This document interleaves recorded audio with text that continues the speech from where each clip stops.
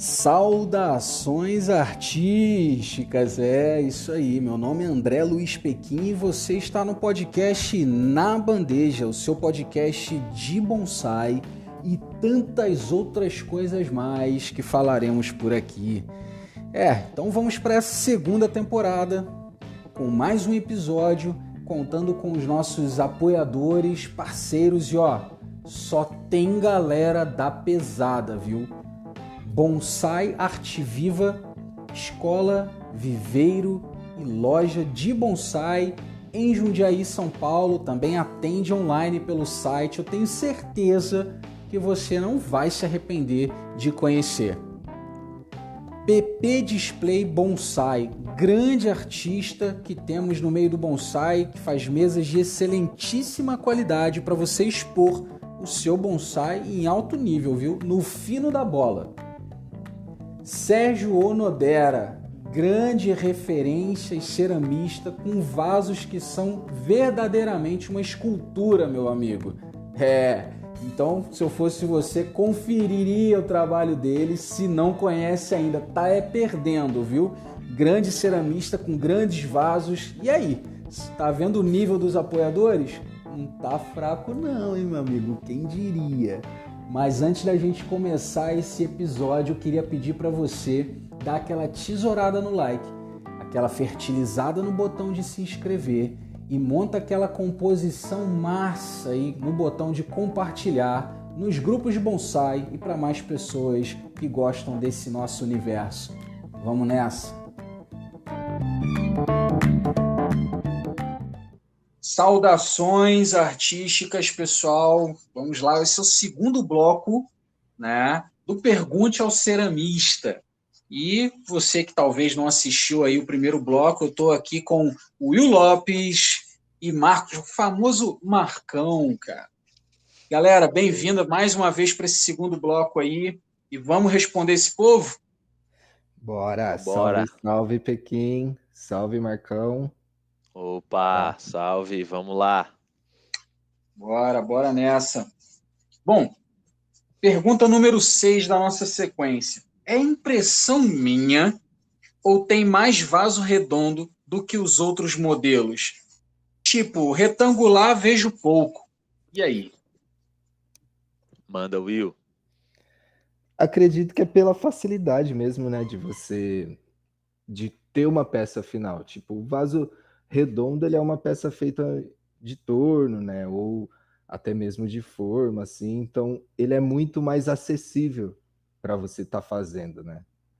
A peça retangular ali, ela já demanda um conhecimento mais às vezes, de placa, você tem que dominar fazer placa, porque normalmente a pessoa que ela trabalha com vasos de placa, né, ela trabalha só com placa, ela não domina torno, ela se especializou naquilo.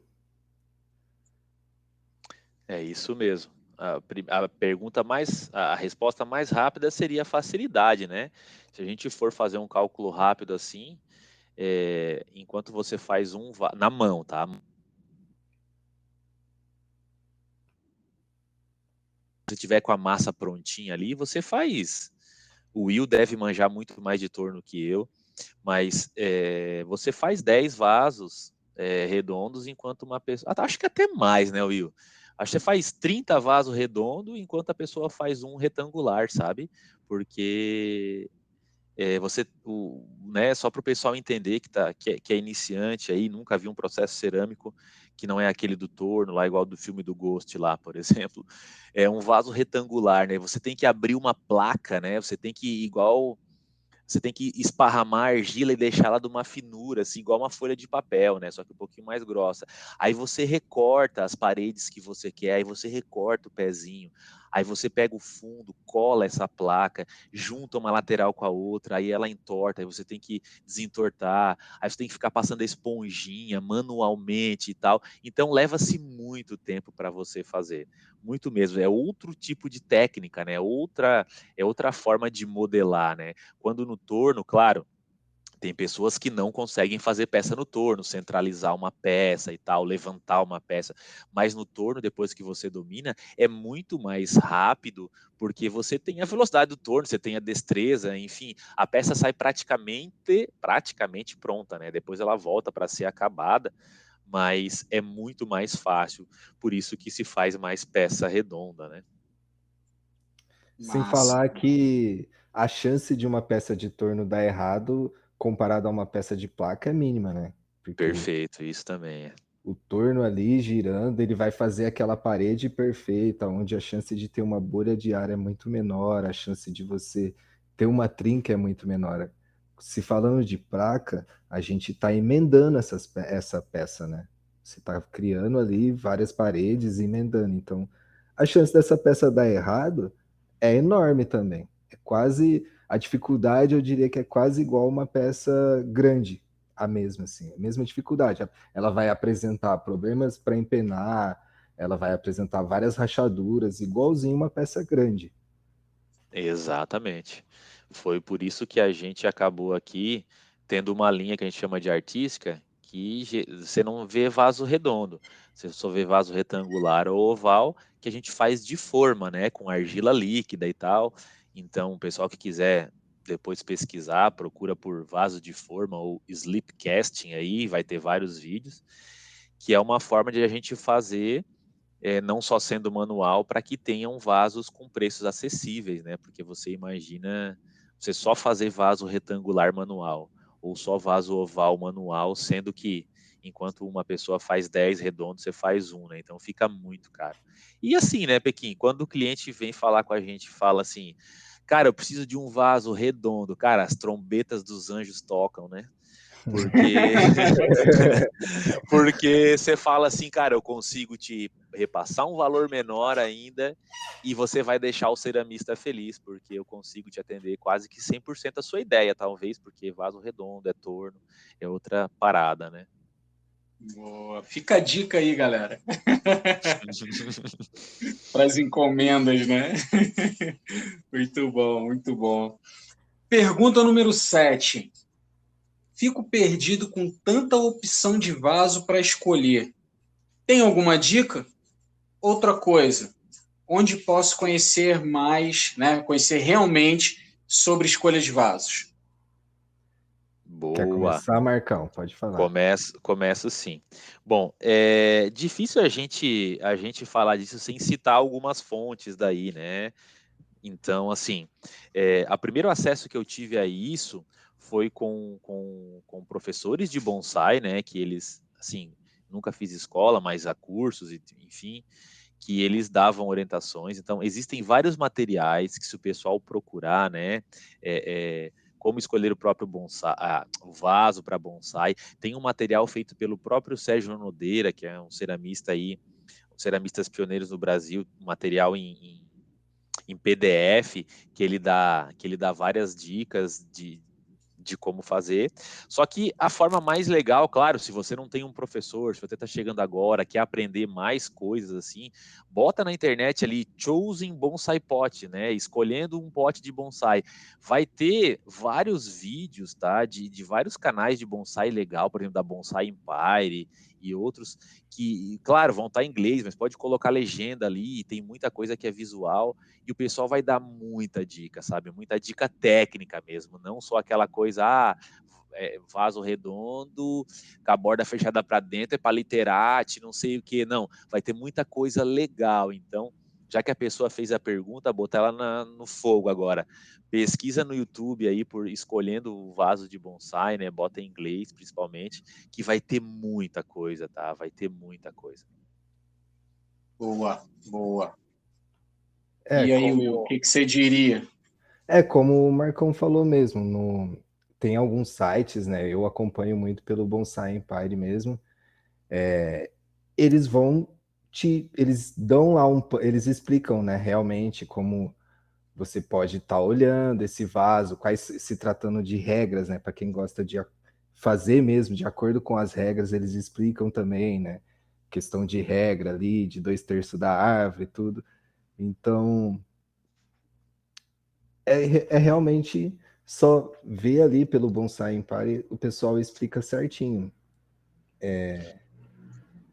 Tem umas coisas, né, assim, bem, bem, bem declaradas, assim, né, que geralmente a gente fala para os iniciantes, assim, né, para ficar, porque tudo é uma simetria, né, Pequim? Você pode falar muito melhor sobre isso, né, mas tudo é uma harmonia, né, então, é, a questão da grossura do tronco da árvore ser basicamente a grossura do vaso, né? Da lateral do vaso, isso já dá uma simetria. Falando de como eu faço para escolher os vasos para minha planta, né? Para minhas plantas. É os meus vasos que trinca, que dá errado, eu boto nas minhas plantas. Mas assim, Exatamente.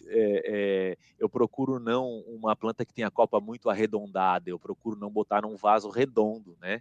Eu já gosto de botar ela num vaso mais de bicos, assim, para dar uma diferença, né? Quando eu vou botar uma planta ou conversar com algum cliente, né? Eu sempre olho para o vaso, onde o vaso é uma continuidade, como se o vaso fosse o sapato de uma mulher, né? Fosse o salto alto ali. O vaso dá uma continuidade, assim, vem do pezinho, vem pelo vaso, a borda, e isso dá uma continuidade para a planta. Claro que isso é um olhar mais filosófico para a parada, né? Eles têm Mas que comunicar, né? é Tipo, isso aí. a cerâmica, o vaso e a árvore, eu acho que um tem que estar continuando a história do outro sem interferir, né? Sem ter aquela interferência, onde tanto a árvore você olha e você fala, nossa, essa árvore merece um vaso melhor, ou você olhar aquele vaso e falar, calma, tá exagerado isso. Então, acredito que nem mais nem menos, né?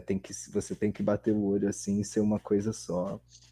Isso. E no começo, né, cara, assim, não se apeguem muito a regras, né, pessoal, porque regra é feita para muitas vezes limitar a arte, limitar o seu pensamento, né?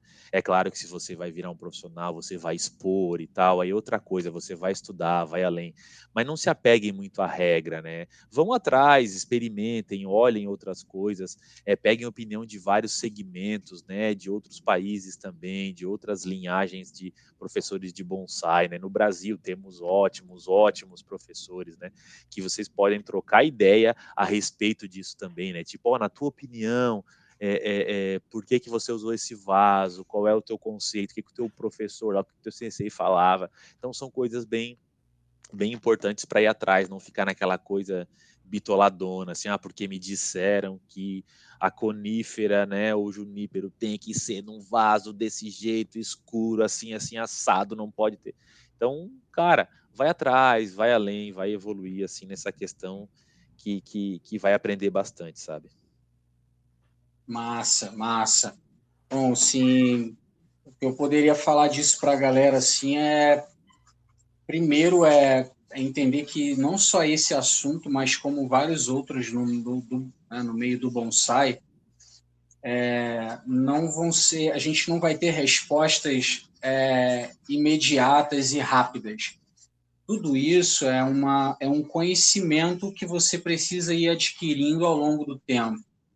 É uma evolução mesmo, tá? Não é necessariamente uma questão tão matemática, né? Porque as árvores possuem propostas, elas possuem ali proporções muito distintas, né? Uma escolha para um vaso de chorrinho é bem peculiar, né?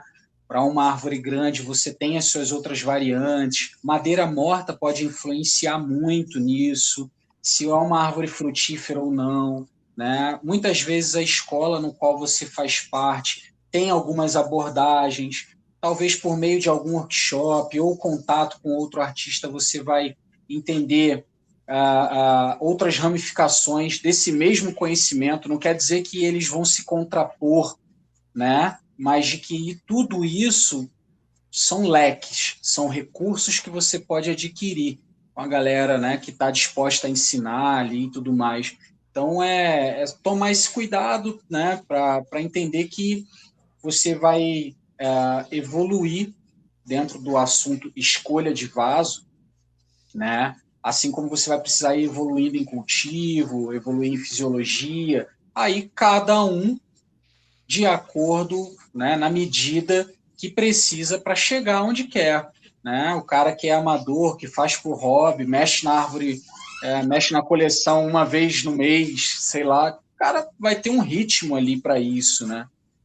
Então, respeitar isso daí, mas entender que é uma caminhada, bonsai ele é uma caminhada, e até em assuntos que parecem ser tão exatos assim, né, que parecem que uma resposta direta pode resolver todos os seus problemas de escolha de vaso, não vai rolar, né? É uma trajetória mesmo, e tem que desfrutar dessas etapas, isso é que é o mais legal, né? Perfeito.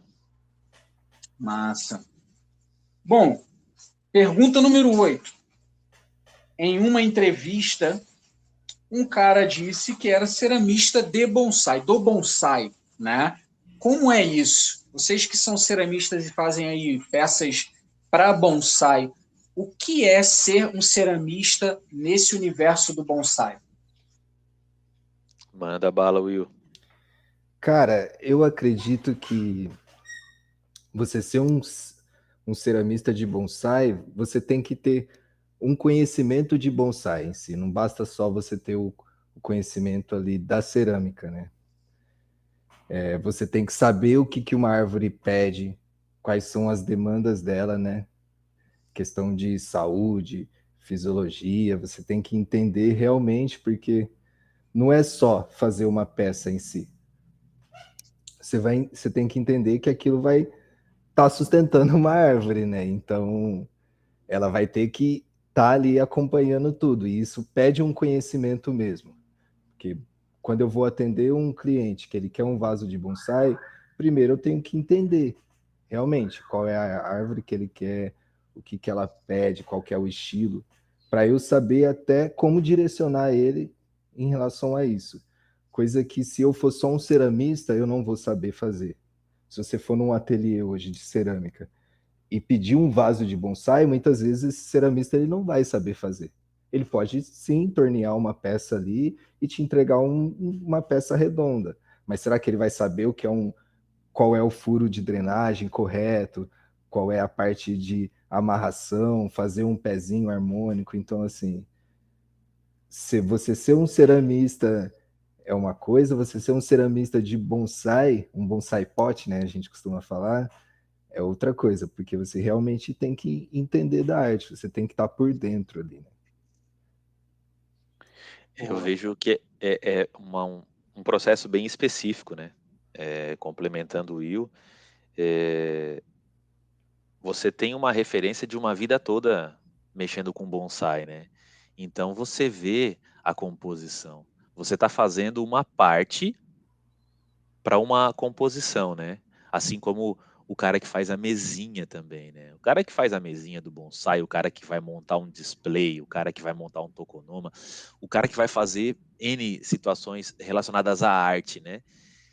Ele tem que estar vivendo aquilo ali. Então, ser um ceramista de bonsai é viver a arte, a filosofia do bonsai, né? Você imagina que estranho a pessoa que faz a peça utilitária e nunca comeu nada dentro dela, faz uma caneca e não toma para ver se a alça tá certa, se não tá pesada, se enfim, né?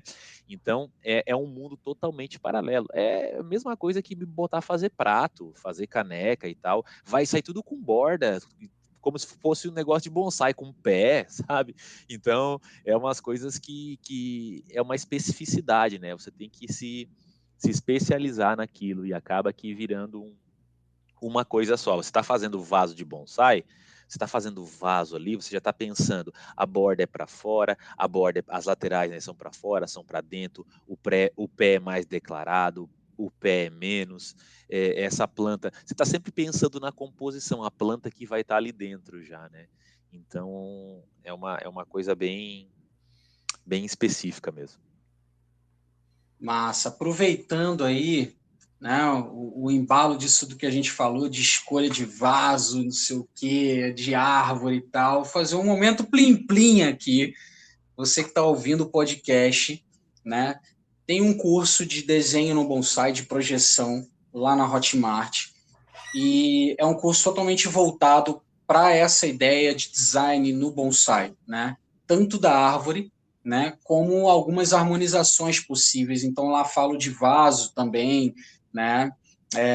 Tenho até uma live no curso bem específica explicando algumas nomenclaturas, né, sobre características de vaso, né, quando você precisa de mais ambiência ou não, a altura, o que isso pode gerar, o que uma borda influencia, o que um pé alto influencia. Então, aproveitando esse momento plim-plim, vai lá na Hotmart, digita Desenho Bonsai, você vai conhecer meu curso lá, e espero que faça todo sentido aí para você, já tem ajudado uma galera, espero que ajude você também. Tá aí um bom local também, assim como vários outros que foi citado, para você entender ali, talvez para ajudar na sua escolha de vaso e no trabalho também com a sua árvore. Feito? Massa! Show. Então vamos lá. Pergunta número 9, e essa número 9, né, o nosso amigo fez em duas partes. Então, vamos pela parte 1, né? Quais os tipos de queima, né? A curiosidade dele é essa, quais são os tipos de queima que tem na cerâmica e o que isso, né, dá de diferente ali como resultado final. Beleza. Posso começar, Will? Pode começar, Marcão. Bom, quando a gente fala quais os tipos de queima, a gente tem vários, né? Vamos levar para o lado da cerâmica artística, que é a que a gente faz, e para bonsai, né? Porque existem vários tipos de queima aí, né? Mas popularmente o pessoal chama de baixa e alta temperatura, né? Então, geralmente a gente chama de baixa temperatura até 1000 graus ali, que é a primeira queima que a gente faz, né? Que é o famoso biscoito, né? A gente transforma um vaso cru ali, uma argila seca, num corpo cerâmico, né? Então, essa primeira queima é uma queima bem importante, porque é aí que você já separa muitas vezes peças que dão problema, as que não dão, enfim, já consegue fazer uma separação aí. É uma queima que você consegue colocar mais peças dentro do forno, porque elas podem se encostar, aí uma de boca para outra e tal, porque é uma queima que não que ela é só para transformar no corpo cerâmico. E depois vem a queima de alta, que a gente fala, né? Então, na cerâmica artística aqui que eu trabalho, pelo menos, alta para a gente é acima de 1190 graus, né? Que é onde você vai dar resistência para a peça, onde você vai fazer o esmalte, né? A coloração dele ali, fixar na peça, fundir, né? Então, são perfis diferentes. Quando você queima o biscoito a 1000 graus, queima de baixa temperatura, é um perfil de queima, X horas, subindo X tempo por temperatura, por hora, né? Subindo X graus por hora, e essa de alta acaba sendo um outro perfil. Aí a diferença, deixar para o Will falar aí do processo dele, qual a diferença que isso dá no final, né? No meu caso aqui, eu trabalho com queima a gás, né?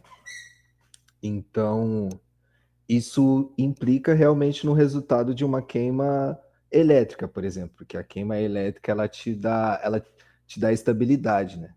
Você consegue talvez repetir esse processo. Eu não sei exatamente como que é, porque eu nunca trabalhei muito tempo com forno elétrico, mas o pouco que eu trabalhei, eu sei que ela te permite reproduzir novamente, às vezes, uma peça. Se você anota ali certinho quais coisas você usou, tudo, a atmosfera que acontece dentro de uma queima elétrica, ela se mantém, né, sempre. Agora, se tratando de uma queima a gás, a gente está falando de uma chama direto entrando dentro do forno e interagindo com essas peças. Então acaba que um lugar onde o fogo passa mais, ele vai gerar desenhos diferentes, ele vai trabalhar de uma forma totalmente diferente, né? E tudo que ele não vai te dar é estabilidade ali. A gente está falando de, às vezes, você fazer 3 queimas diferentes com o mesmo esmalte e ter 3 resultados diferentes. E no meu caso, eu ainda trabalho muito com a queima de redução, né? Que no caso é você reduzir mesmo a entrada de oxigênio e tampar a saída de ar, né, da chaminé. Então aquilo vai gerar alguns gases ali dentro da queima que vai gerar também uma interação maior das peças, né? Show. E já na nossa que é elétrica, acontece a oxidação, né? Então, é bem pontuado pelo Will. Tipos de queima, né? Existe a forno a gás, existe a elétrica, que são resistências igual de um chuveiro, só que muito grande, e a lenha, né? A fogo direto mesmo, né? São coisas que acontecem em resultados distintos. A nossa, como o Will bem pontuou, a gente consegue controlar, porque existem controladores, né? É elétrico, ele que desliga, sobe X grau por minuto e tal. Então a gente consegue fazer rampas, patamares, né? Rapidamente, assim, só para exemplificar. Quando a gente está queimando a primeira vez, né, o biscoito ali, é uma peça crua, né? Então ela tem umidade ainda, ela pode explodir, ela pode empenar. Então, entre 400 graus e 800 na primeira queima, né, acontece muita coisa. Aquilo que o Will citou lá no começo do nosso podcast, a peça ela se movimenta mesmo, ela se mexe, não só a peça, mas o forno inteiro. Tudo que está ali dentro sofrendo essa temperatura, ele expande e diminui, né? Então a gente tem que tomar certos cuidados ali que com o forno elétrico dá para tomar esse cuidado. O a gás já é outra história, né, Will? Sim, porque é isso, a gente direciona o fogo de uma forma que ele entra dentro do forno, né? E ele tem que girar ali. No caso, meu forno ele é de tambor, eu tenho que fazer com que o fogo entre girando, passando por todas as peças até chegar na chaminé que é em cima. Cara, então assim, por onde as peças que ficam no meio, elas me dão um resultado mais estável, né? Aquela cor fica toda uniforme, bonita. As peças que estão mais na beirada, onde as labaredas passaram, elas vão aonde o fogo encostou, ela me dá cores diferentes, cores únicas, ela fica mais desenhada, né? Então você percebe que tem uma interação maior. E se tratando também, mudando agora para queima com a lenha, né? Ainda tem a interação daquela. Me fugiu o nome agora. Não sei se não é fuligem, mas a interação ali do que sobe, do que sai da lenha também vai interagir com a esmaltação no seu resultado final. Exatamente. Tipo um raku. Exato. Cara, eu tava lendo esses dias que parece que foi assim que o esmalte foi descoberto, na verdade. Eles perceberam que aquela substância que saía da lenha e encostava nas peças dava brilho. A fumaça, assim, o calor começou a dar brilho e foi da onde surgiram os primeiros esmaltes. Se você pega a peça do Izumi, as peças do Izumi são queimado a lenha. Se você olhar na parte onde não tem esmalte, eu tenho peça aqui em casa do Izumi que não tem esmalte na parte de dentro. E ela tem brilho. Sim, cara. Ela tem Sim. brilho, ela tem. Por quê? Porque a interação da lenha ali. Aquilo é a lenha que faz, cara. Caramba, parece um óxido, né? Que foi colocado um Exato, óxido ali. exato. Aquilo é a lenha. Você sabe que a queima é a lenha só por causa disso. Nossa, sensacional, cara, sensacional. E assim, tem algum desses processos deixa a peça mais rígida ou não? Eu diria que o que vai deixar a peça mais rígida ou não é a temperatura mesmo, é a temperatura que você trabalha. Isso. E eu adicionaria também a que a gente chama aqui no forno elétrico de patamar, né? Uma coisa é você queimar. Eu queimo a minha peça a 1.200 graus, né?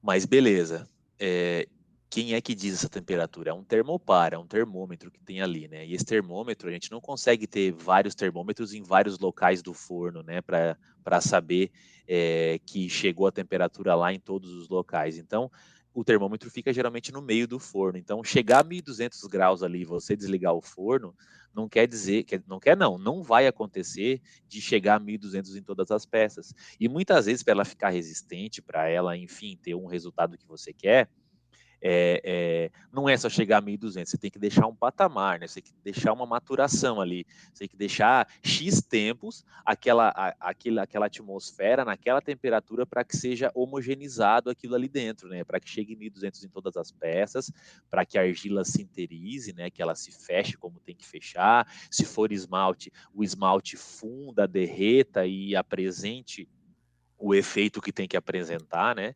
Então, esse é mais ou menos assim, 0,2% do que a gente tem que tentar controlar nesse processo. E é difícil, né? Quem controla... É difícil controlar o fogo, né? Tipo, a gente que é ceramista, a gente sempre fala, a gente aprende a técnica, a gente sabe como faz, mas o resultado final sempre vai depender do fogo, porque é uma briga ali em conjunto. Eu acho que é meio que unânime o ceramista que tem o processo de queima-gás, querer usar um elétrico para testar, e eu, no caso, que sou elétrico, sempre tenho ideia em construir forno a gás, né? Porque você quer ter outros resultados, né? Você Sim. quer sempre testar, né? Sim. Massa. Eu percebo... Então a diferença que vai dar no resultado final, claro que isso tem muitas variantes ali, né? Mas é que no caso de um a gás, por conta do fogo, ele vai trazer manchas, ele vai ter interações, né, totalmente espontâneas ali.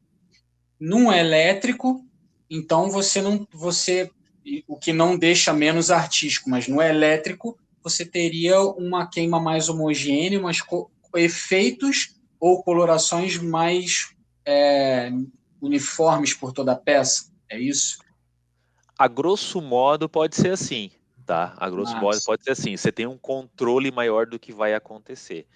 Mas existem N tipos de materiais que você consegue passar na peça para que ela dê uma endoidecida de propósito, sabe? E claro, se você, como o Will falou, no forno a gás, no forno elétrico também, se você deixa uma peça mais perto da resistência, muitas vezes até quase encostando, acontecem coisas diferentes que do outro lado não acontece, tá? Se você faz uma mufla, por exemplo, que é o quê?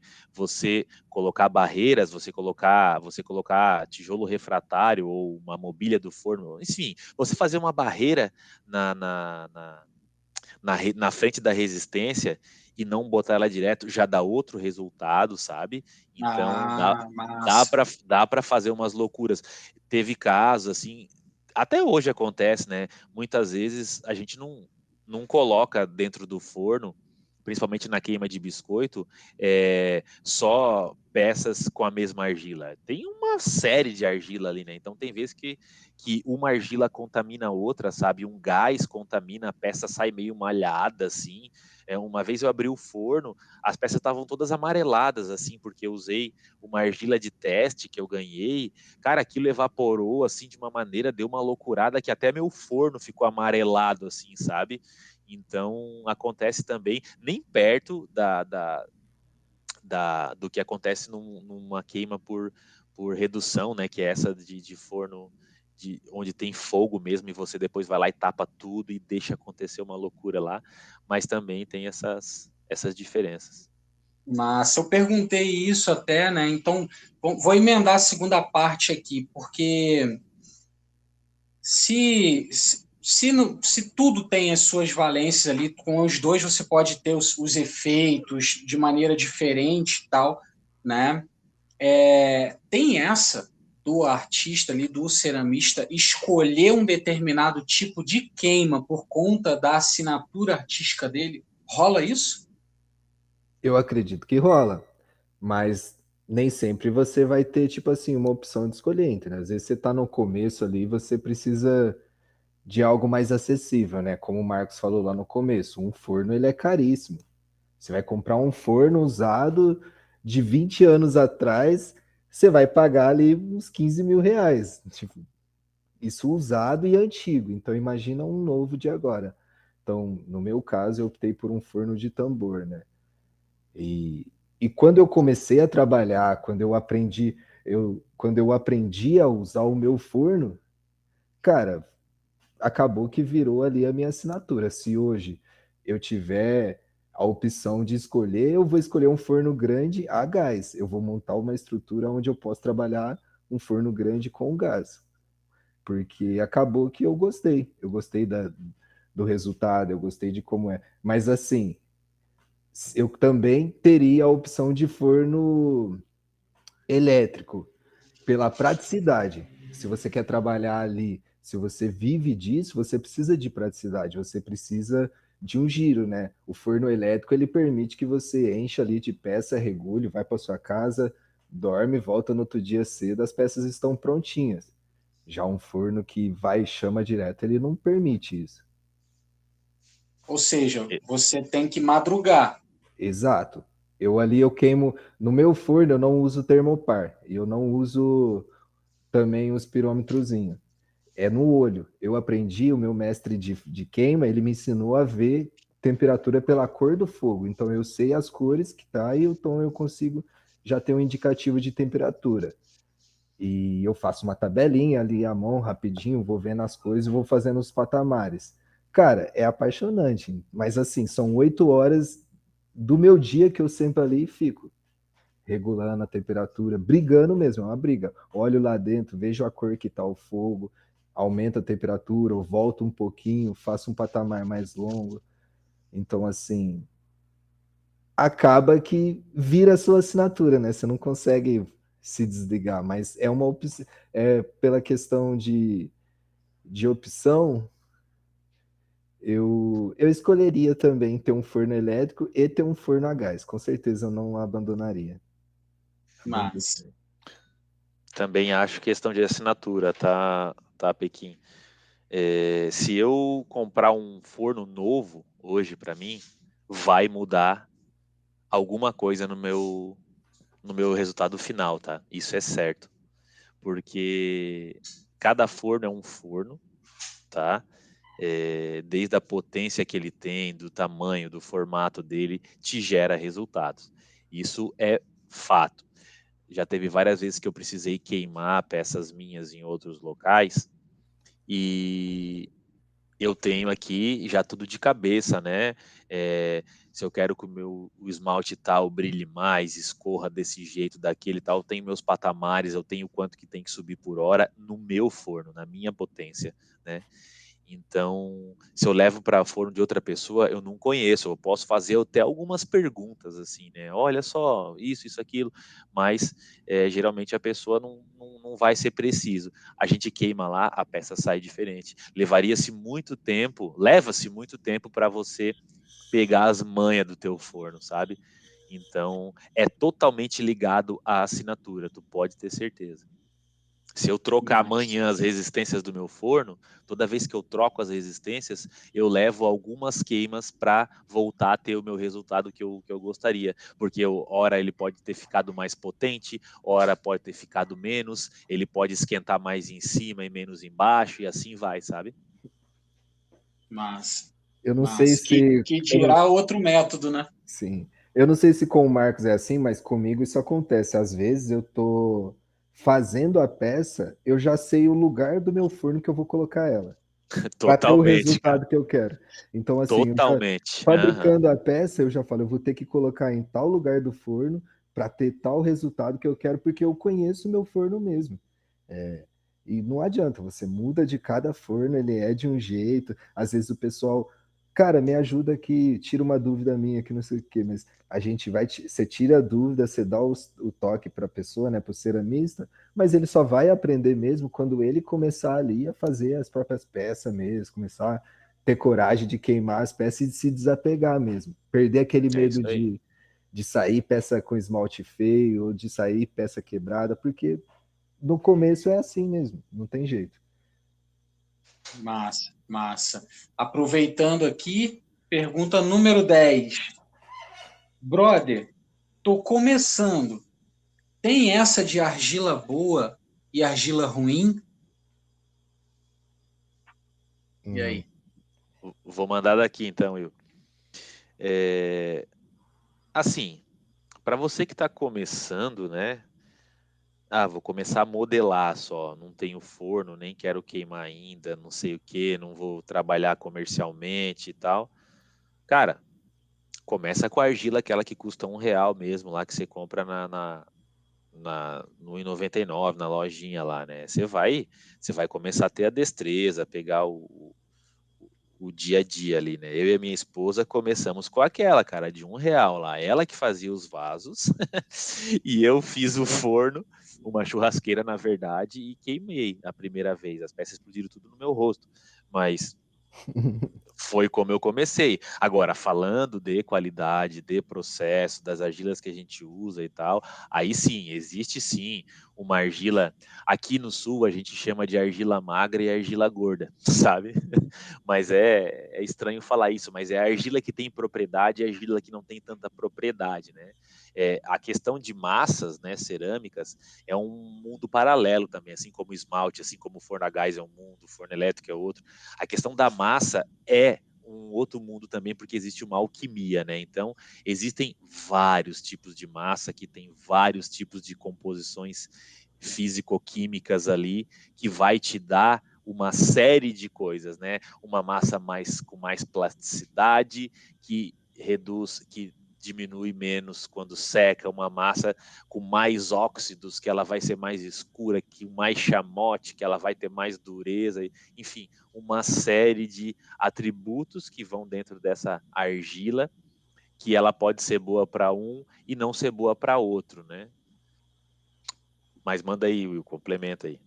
Complementando, eu aqui, cara, eu uso uma argila de uma fábrica de filtro que tem aqui, que são os filtros Stephanie, que fica em Jaboticabal, uma cidade aqui perto da gente. Eu vou direto nessa fábrica e eu compro lá a quantidade que eu uso no semestre, né? E eu dou preferência para argila terracota aqui no meu caso, porque para torno, cara, ela é tipo assim, é muito boa, entendeu? Ela tem uma plasticidade muito boa, ela é uma argila assim gostosa de trabalhar, né? Porque no caso, se você vai trabalhar às vezes com uma argila tabaco, você percebe que ela é um pouquinho mais firme, né? Mais rígida, mais seca. Então, depende muito com o que você vai trabalhar também, né? Se você vai trabalhar com torno, às vezes você vai querer realmente uma argila mais plástica ali, ela chega a ser até um pouco mais úmida, né? Que aí de repente a pessoa ela trabalha com peças mais escultórias, então ela já não curte tanto um barro muito molengão, ela já quer um barro mais. Então, assim, depende muito. Eu acho assim, a argila boa é aquela que atende o seu estilo de peça, né? É isso que eu penso, Perfeito. assim. É isso aí. É isso aí. Boa, A boa. gente tem uma argila que a gente faz aqui, da linha clássica que a gente chama, que é uma argila que a gente mesmo beneficia aqui. O caminhão, o caminhão vem bruto, cheio de pau, pedra e argila e derrama na porta do ateliê e a gente bate ela aqui, insere uma série de outras coisas para deixar ela do jeito que a gente quer. Quando a gente vai trabalhar para fazer peças grandes, a gente prepara ela de um jeito, faz lá 100, 150 quilos de um jeito.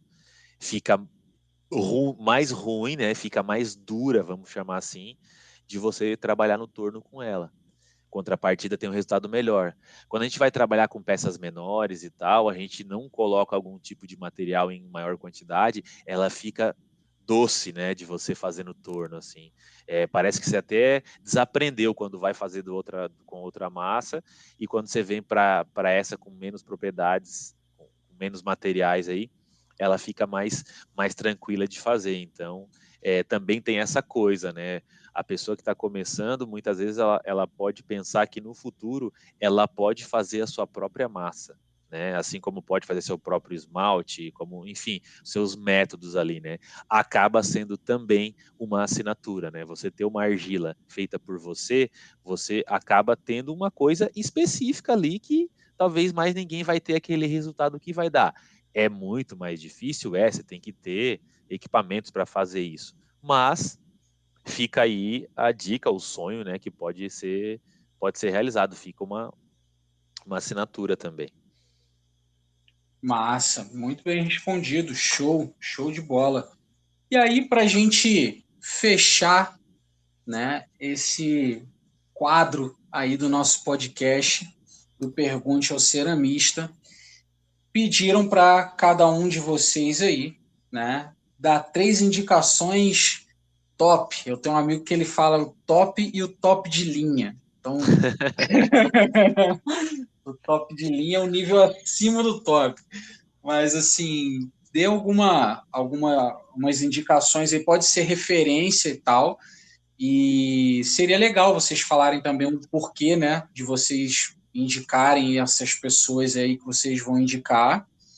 E depois também, para quem está ouvindo, fica tranquilo, porque eu vou pegar depois com eles o link, né, do perfil desse pessoal que eles indicarem aí, o link do Instagram, e vou deixar na descrição do vídeo no YouTube. Beleza, galera? Então manda ver aí, dê as indicações para gente, que eu vou anotar aqui também. Manda aí, Will, se tiver na mão. Bom, vamos lá. Vou falar. São mais referências para mim mesmo, como ceramista de bonsai, assim, né? Eu diria que o mestre Izumi é uma grande referência, assim, um grande nome que a gente tem aí, né, de ceramista nacional. O cara é premiado do Japão e tudo. Tem o Onodera. E eu vou colocar o Marcos também, que ele é uma referência para mim. Curto muito o Oh, não trampo viaja. dele. Não, vou colocar, velho. Coloca o Não, Marcos aí nessa lista, olha porque Marcão, não seja insensível assim, é, rapaz. coloca Não, o é. Marcão também, porque ele é uma referência boa. Tipo, sim, Pô, velho. cara. É uma Pô, fico muito referência no feliz, nosso cara. bonsai aí que a gente tem, então eu coloco você nessa lista aí também, meu amigo. Poxa, muito obrigado, Will. Me pegou com as calças na mão aqui, cara. É, que bom, cara, que bom. A gente, poxa, fica feliz também, cara, com isso. E de minha parte, tá? Não tem como não citar que você já falou, né? Os ceramistas brasileiros, né? O Nodera, além do acabamento das peças dele, né? São coisas, parece que ele faz na impressora 3D as peças dele. É, eu gosto muito das colorações que ele usa, né? Eu gosto muito da simbiose de cores que ele faz. Izumi, Sami, né? O próprio Jorge Ribas, são pessoas que têm processos bem distintos de fabricação, mas adoro os vasos dele, né? O Izumi, pelo fato de usar os fornos a lenha, eu acho que ele queima lá perto de 1300, né, Will? Então, as peças dele são meio que parece uma lava vulcânica quando você pega, assim, porque parece uma pedra, assim, né? Um negócio, falando assim de referência estrangeira, né? De referência asiática, assim, né? E eu tenho algumas pessoas mais contemporâneas que eu vou citar aqui, tô pegando a minha colinha aqui, que eu gosto muito, cara, tá? Por exemplo, assim, o Tibério Graco, tá? Depois eu vou passar o Instagram do cara aí, é um italiano. O malucão faz umas peças grandes bem loucas, ele faz até som com os vasos dele, fica batendo assim. Ele é bem louco. Massa, massa. É, o Greg Delattre, eu acho que é assim que se fala, é um francês, né? Tem uns vídeos no Instagram vídeos no YouTube muito legais, de ele fazendo o processo. É um cara que ajuda bastante a cerâmica mundial, a cerâmica artística para bonsai, ele dá muita dica lá, tá?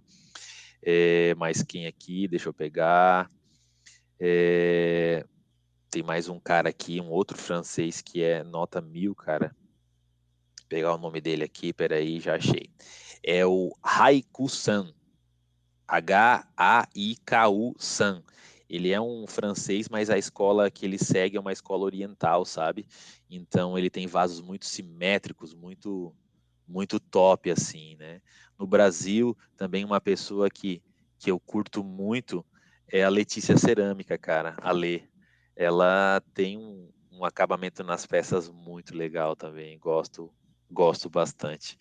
E do Will, cara, eu tenho um vaso dele aqui, ele nem imagina, mas eu ganhei um bonsai com um vaso dele, cara. E já Ah, que massa. tem uma azaleia aqui, já tentaram comprar, e eu falei, não, tomara que essa azaleia nunca venha a falecer, mas eu tenho um local aqui onde eu coloco a arte de todas as pessoas que eu tenho acesso, né? Então tem vaso, tem o do Will, só que tá na bancada, né? Tem do Nodeira, tem do Cláudio Neves, tem, enfim, vaso chinês, japonês e tal. Então acaba que todo mundo sendo uma referência, né? Porque eu vejo que o mundo da cerâmica, o pessoal é bem unido, assim, né? Então, só a gente sabe como é difícil o que acontece depois que abre o forno, né? Feliz, bom ou ruim.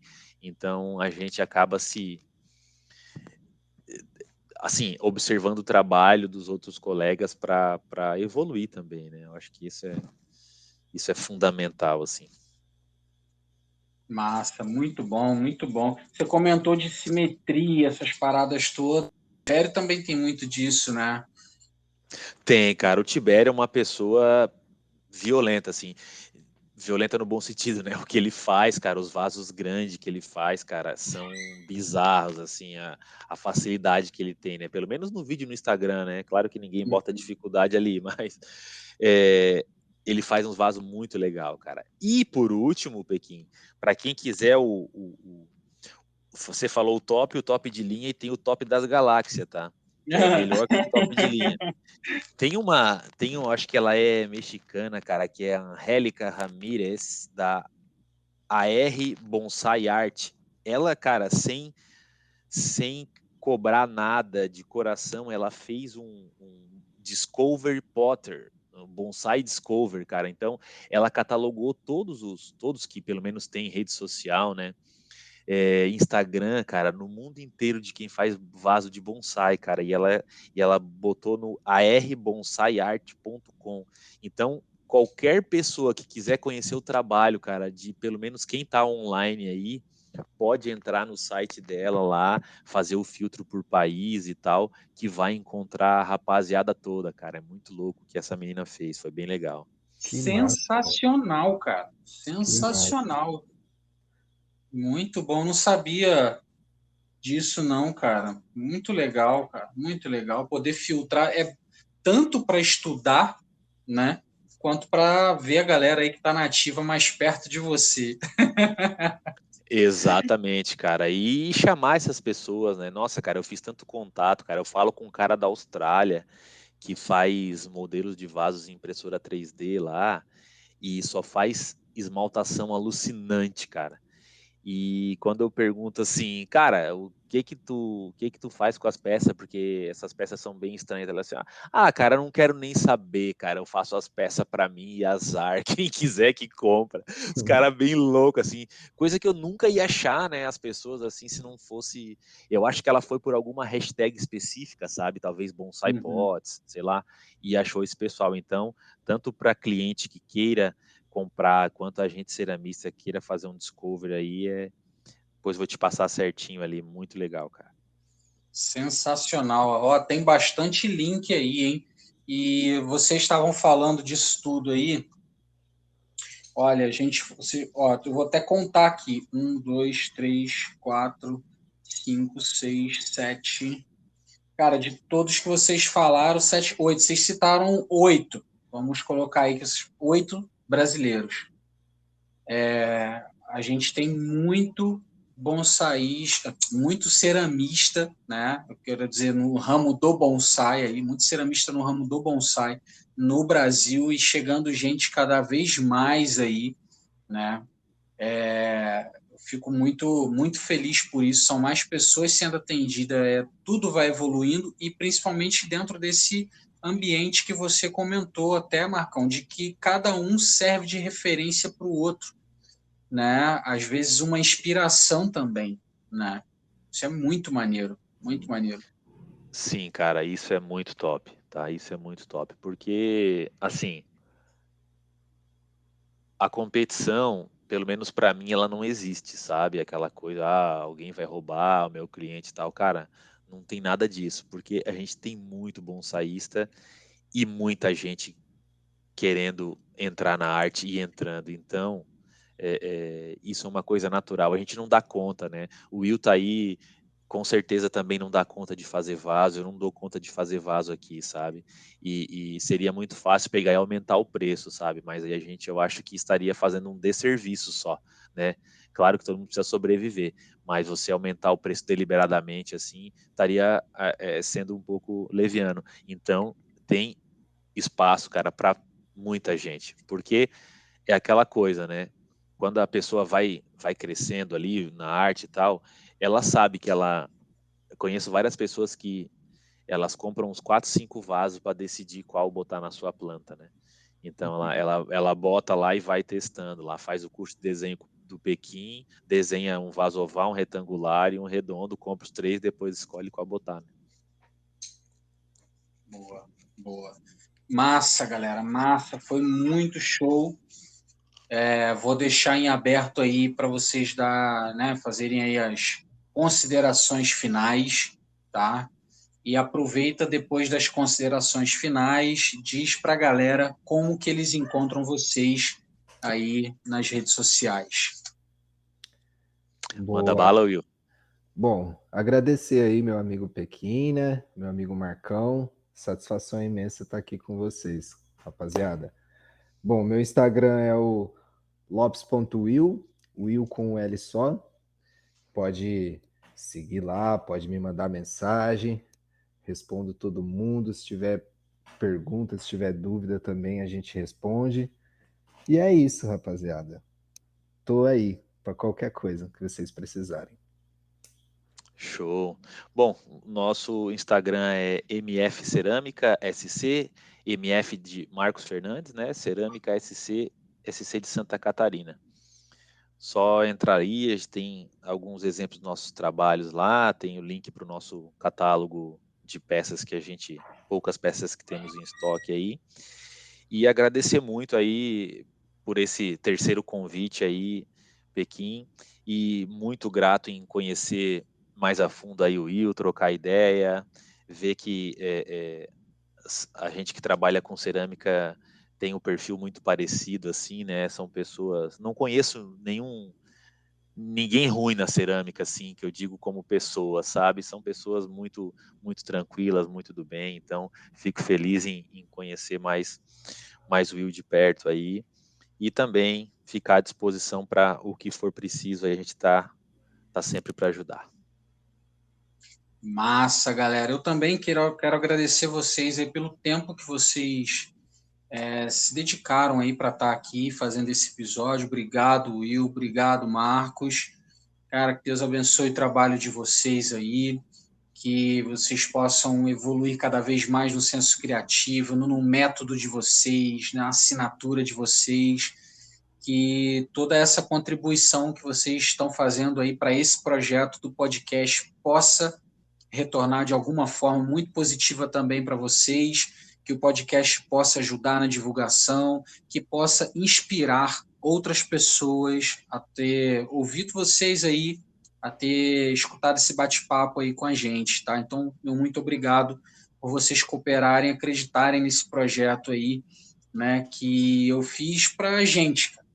A real é essa, para a gente se divulgar, para a gente poder ter bate-papos que muitas vezes um vídeo no YouTube não permite, e aqui a gente pode contar histórias de maneira mais tranquila, descontraída, né? Isso aqui é nosso, né? O podcast Na Bandeja é nosso, beleza? Então, muito obrigado.